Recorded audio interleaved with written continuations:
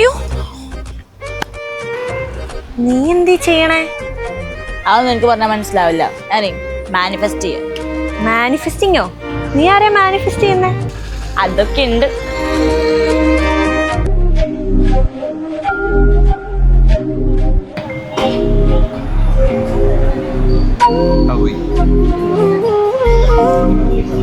എനിക്കൊരു കോള് വരുന്നത്, ഞാൻ പോവാണ്. അല്ല, എന്ത് പറ്റി പെട്ടെന്ന്? ചായ കുടിച്ചില്ലല്ലോ.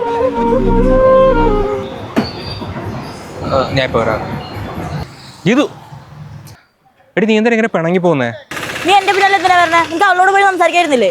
എടി നീ ഇങ്ങനെ ആവശ്യത്തെ പ്രശ്നം ഉണ്ടാക്കില്ലേ? നിനക്ക് പ്രിയായിട്ട് എന്താ പ്രശ്നം? ഞങ്ങളുടെ ഡേറ്റിംഗ് ഒന്നുമല്ലല്ലോ. നീ ഇങ്ങനെ പോസിറ്റീവ് ആവല്ലേ? അതാണ് പ്രശ്നം. നിനക്കൊന്നും മനസ്സിലാവില്ല. ശരി, എന്നാ പറയും, നിനക്ക് ഇഷ്ടമാണോ?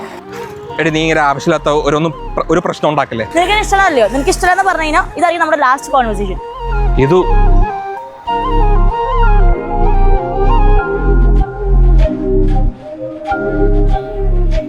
എന്തു പറ്റി? എന്താ വിഷമിച്ചിരിക്കണേ? ഒന്നുമില്ല. ആ പറ. എനിക്ക് ഉറപ്പാ അവന് മറ്റേ പ്രിയാനെ ഇഷ്ടം. അതാണോ? അവൻ പോയ വേറെ ആള്. അങ്ങനെയല്ലടാ. ഞാൻ എപ്പോഴും പറയാറുള്ളല്ലേ, മാനിഫെസ്റ്റേഷൻ ഒന്നൊരു കാര്യമില്ല, ഒന്നും നടക്കാൻ പോകുന്നില്ല. ശരി, നീ ഡ്രസ് ചെയ്തിട്ടോ, നമുക്ക് ചായ അടിച്ചിട്ട്. ഞാൻ ഒന്നുമില്ല. എന്നാ ഞാൻ പോയിട്ടരാം.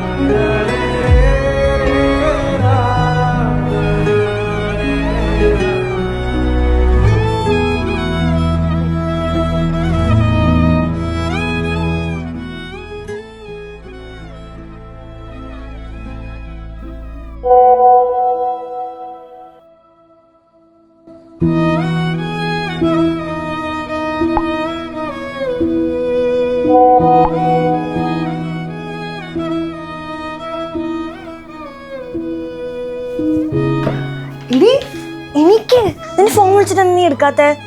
ഇത്ര 5 വട്ടമായി നിന്നെ വിളിക്കുന്നേ. നിന്നെ വിളിച്ച് കിട്ടാണ്ട് എന്നെ വിളിച്ചിട്ട് എന്നാ സംസാരിക്കും.